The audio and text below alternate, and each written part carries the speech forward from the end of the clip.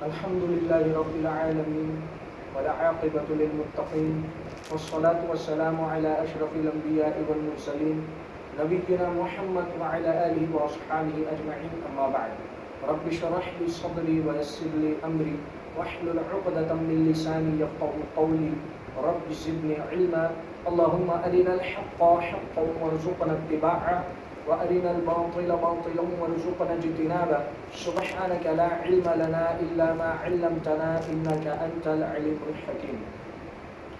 قال الله تبارك وتعالى في قرآن المجيد وفرقان الحميد بسم الله الرحمن الرحيم والفجر وليال عشر. وقال النبي صلى الله عليه وسلم ما من أيام العمل الصالح فيها أحب إلى الله من هذه أيام العشر. قالوا يا رسول الله ولا الجهاد في سبيل الله؟ قال ولا الجهاد في سبيل الله إلا رجل خرج بماله ونفسه فلم يرجع من ذلك بشيء. رواه أبو داود في کتاب الصیام.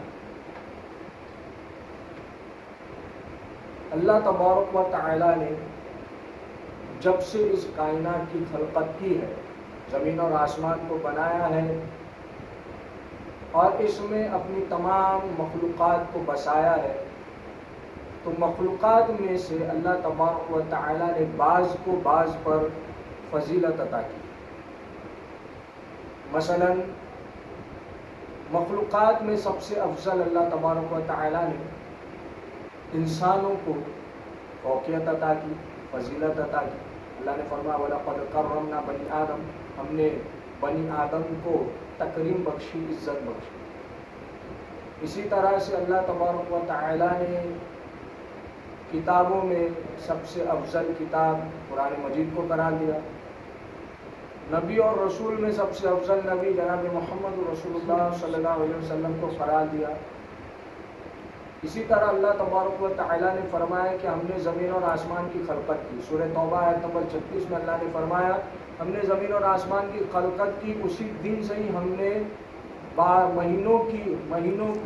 مہینوں کا شمار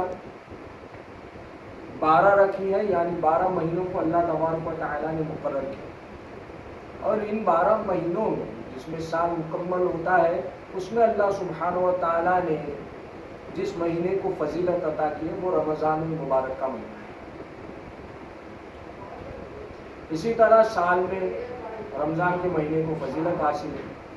اور مہینوں میں ظاہر ہے ہفتے ہوتے ہیں، تو ہفتے میں جس کو سب سے زیادہ فضیلت دی، ہفتوں میں جو جس دن کو اللہ تبارک و تعالی نے وہ جمعہ کے دن کو فضیلت عطا کی. اسی طرح ہفتوں میں دن ہوتے ہیں، رات ہوتے ہیں. تو رات کو آپ لے لیجئے تو رات میں سب سے افضل ترین رات اللہ تبارک و تعالی نے جس کو فضیلت بخشی ہے، جس رات کو وہ لیلۃ القدر کی رات کو فضیلت بخشی ہے. لیلۃ القدر خیر من الف شہر، یہ 1000 راتوں سے زیادہ بہتر رات ہے. اسی طرح اللہ تبارک و تعالی نے دن کو، رات کو یہ فضیلت بخشی، اسی طرح دن ہے تو دنوں میں سب سے زیادہ فضیلت جو اللہ تبارک و تعالی کے نزدیک افضل ترین دن ہے، فضیلت والا دن ہے، وہ یہی ذی الحجہ کے 10 مہینے کے 10 دنوں کے ایام. ذی الحجہ کے ابتدائی 10 دن جو ہے اللہ تبارک و تعالی کے نزدیک سب سے زیادہ افضل ہے. اور آپ کتاب اللہ میں غور کرو تو اس میں اللہ تبارک و تعالی نے مخصوص چیزوں کی قسمیں کھایا ہے اور اس کی امپورٹنٹ کو بتایا ہے کہ وہ کتنی امپورٹنس ہے، کتنی معنی رکھتی ہے. مثلا اللہ سبحانہ و تعالی نے فرمایا بسم اللہ الرحمن الرحیم والفجر ولیال عشر، قسم ہے فجر کی اور قسم ہے 10 راتوں کی. اب یہ جو فجر کی قسم اللہ تبارک و تعالی نے کھائی ہے، وہ روزانہ جو فجر کی نماز ہوتی ہے اس کی قسم نہیں ہے، بلکہ لیلۃ القدر کی رات والی جو فجر ہے، اس میں اللہ نے فرمایا سلام ہی حتی مطلع الفجر، کہ سلامتی والی رات ہے، یہ پورا کا پورا مکمل سلام ہوتا ہے فجر تک کے.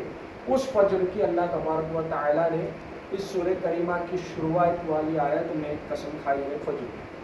اسی طرح جو ولیال عشر ہے، جو 10 دنوں کی قسم کھائے 10 راتوں کی، اللہ کے رسول صلی اللہ علیہ وسلم کے ایک صحابی ہے حضرت ابن عباس رضی اللہ تعالیٰ، جو مفسرین قرآن ہے. امام بغوی رحمۃ اللہ علیہ تفسیر بغوی میں ان کا قول نقل کرتے ہوئے فرماتے ہیں کہ حافظ حضرت ابن عباس رضی اللہ تعالیٰ عنہ فرماتے ہیں کہ ولیال عشر سے مراد یہ 10 دن کے ایام ہیں. ولیال عشر سے مراد یہ 10 دنوں کے ایام ہے. اور یہی 10 دن کے بارے میں اللہ نے دوسری جگہ فرمایا سورۃ البقرہ میں الحج اشہر معلومات، کہ حج کے مہینے معلومات ہے، معلوم ہے. حج کے مہینے کیا ہے؟ معلوم ہے. اور حج کے مہینوں میں یہ 10 دن بھی آ جاتے ہیں، آخری کے 10 دن. حافظ ابن رجب کہتے ہیں کہ جس طرح اللہ کا یہ قول ہے کہ حج کے مہینے معلوم ہے، تو حج کے مہینوں میں شوال کا مہینہ بھی آ جاتا ہے، ذوالقعدہ کا مہینہ بھی آ جاتا ہے، اور ذی الحجہ کے یہ 10 دن کے ایام بھی آ جاتے ہیں. اور اس کے بارے میں اللہ تبارک و تعالیٰ نے سورۃ الحج میں فرمایا وَيَذْكُرُ اسْمَ اللَّهِ فِي أَيَّامٍ مَعْلُومَاتٍ، ایام معلومات یعنی یہ 10 دن کے ایام، یہ وہ فضیلت والا ایام ہے کہ اس میں تم اللہ کا ذکر کثرت سے کرو، اللہ کا نام کثرت سے کرو. وَيَذْكُرُ، اللہ کا ذکر کرو. ایسے تو اللہ کا ذکر ہمیں ہمیشہ کرنا ہے، لیکن پھر اللہ کو یہ بات فرمانے کی ضرورت کیا تھی کہ تم اس میں ہی زیادہ، اس میں تم ذکر کرو اللہ کا. اس کا مطلب یہ کہ اللہ نے 10 دن کی اہمیت بتائی کہ 10 دن میں تم زیادہ سے زیادہ اللہ کے ذکر میں رہو، زیادہ سے زیادہ اللہ کے ذکر میں رہو. تسبیح، سبحان اللہ، الحمدللہ، لا الہ الا اللہ، اللہ اکبر. نفلی نمازیں پڑھو، نفلی روزے رکھو. پورے یہ 10 دن 9 دن کے ایام میں نفلی روزے رکھنا ہے. اور جو میں نے شروعات میں حدیث پڑھی اس کا ترجمہ یہ ہے کہ رسول اللہ صلی اللہ علیہ وسلم نے ارشاد فرمایا کہ اللہ سبحانہ و تعالیٰ کے نزدیک ما من ایام العمل الصالح احب، عمل الصالح فيها احب الى اللہ من هذه ایام العشر، کہ اللہ سبحانہ و تعالیٰ یہ 10 دنوں کے عمل میں، یہ 10 دنوں کا عمل اتنا زیادہ محبوب ہے، اتنا زیادہ پسند ہے. احب الی اللہ، اللہ کے نزدیک اتنا زیادہ پسندیدہ ہے کہ اس کے علاوہ جتنے دوسرے دن کے ایام، رمضان کو چھوڑ کر، رمضان المبارک کو چھوڑ کر، رمضان کے فضیلت والا مہینہ ہے، تو جو دوسرے دن کے ایام ہیں یہ 10 دنوں کو چھوڑ کر کے سب سے زیادہ اللہ سبحانہ و تعالیٰ کو 10 دن کا عمل زیادہ محبوب ہے.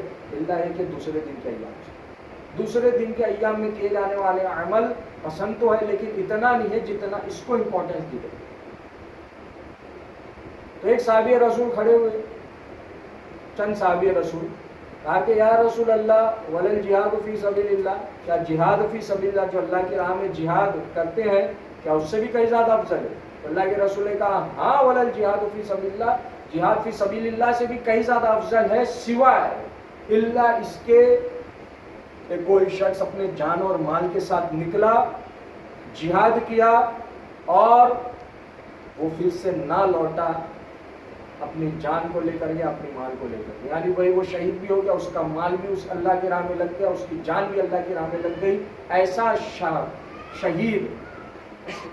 شہید والا عمل، شہید والا عمل سے کم یہ 10 دن کے عمل، کوئی اگر شہید ہو گیا تو اس کے عمل سے کم درجہ یہ 10 دن کے عمل رکھتے ہیں اگر کوئی اللہ کی راہ میں گیا. ہاں لیکن کوئی اللہ کی راہ میں جہاد کے لیے گیا لیکن اگر واپس لوٹا ہے غازی بن کے، تو غازی سے کئی زیادہ بڑھ کر عمل ہے. جو جنگ سے واپس لوٹے وہ غازی کہلاتے، اور جنگ سے نہ لوٹے مر جاتے وہ شہید کہلاتے. تو شہادت والا درجہ سب سے افضل درجہ، اسی لیے یہ 10 دن کے عمل اس کے عمل سے نہیں تولے جائیں گے، اس کا عمل سب سے افضل ہے جو شہید ہوا.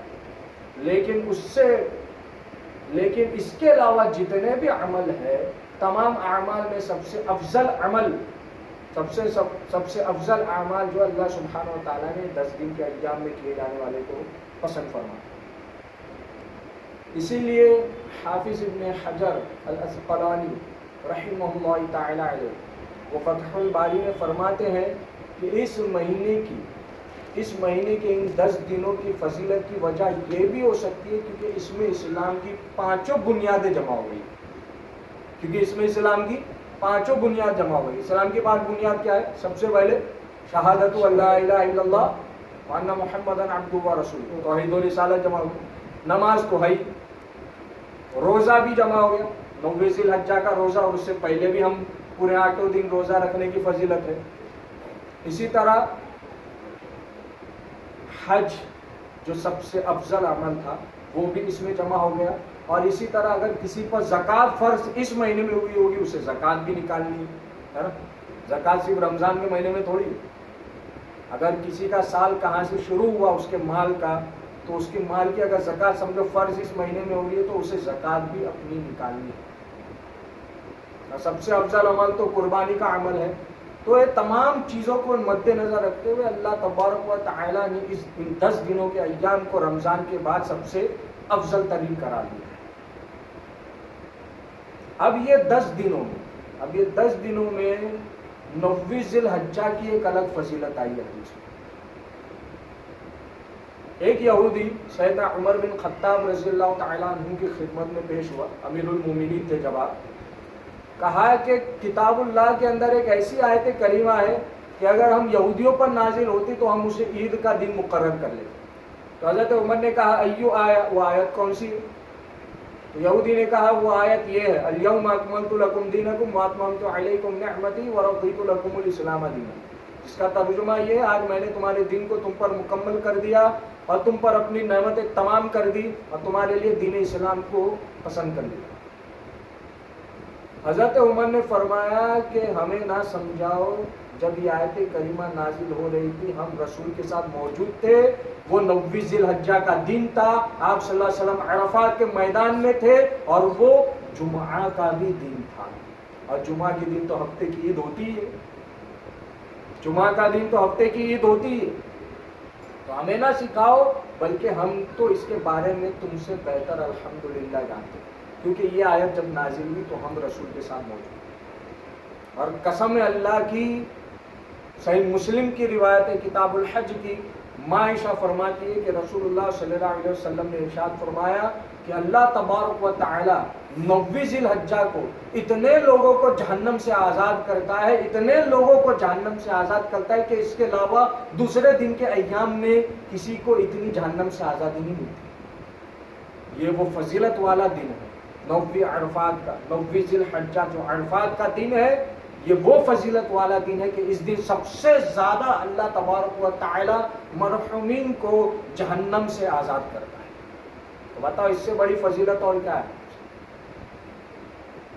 اس سے بڑی فضیلت اور کیا ہو سکتی؟ اس کے علاوہ اس میں روزہ جو رکھے، جو زندہ حضرات ہے، اگر اس میں روزہ رکھ لے مومنین تو اس کے 2 سال کے گناہ معاف ہو جاتے ہیں. ایک جو گزرا ہوا اس کا سال ہے اور ایک جو آنے والا اس کا سال ہے.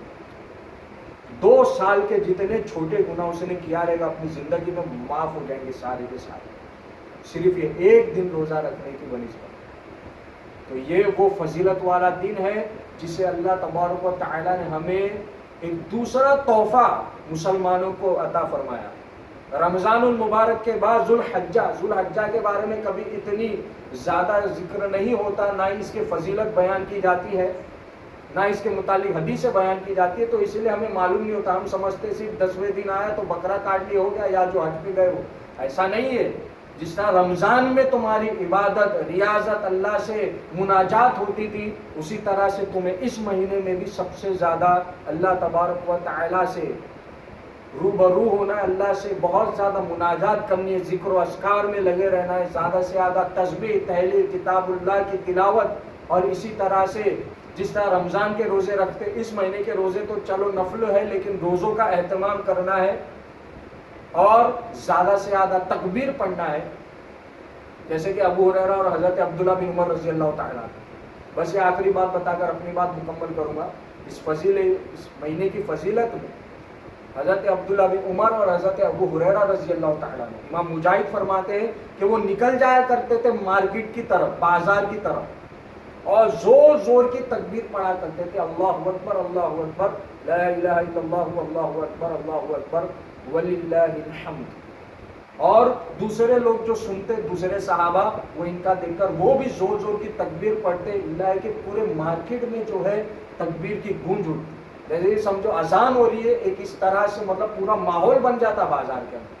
بتاؤ اگر ایسے مارکیٹ اگر ہماری ہو جائے تو بتاؤ اس مارکیٹ میں تجارت کرنے والے لوگ کتنے ان کے مال میں برکت ہوگی، جہاں پر اللہ کا نام رہے گا وہاں سے فتنہ بھی ہٹ جائے گا۔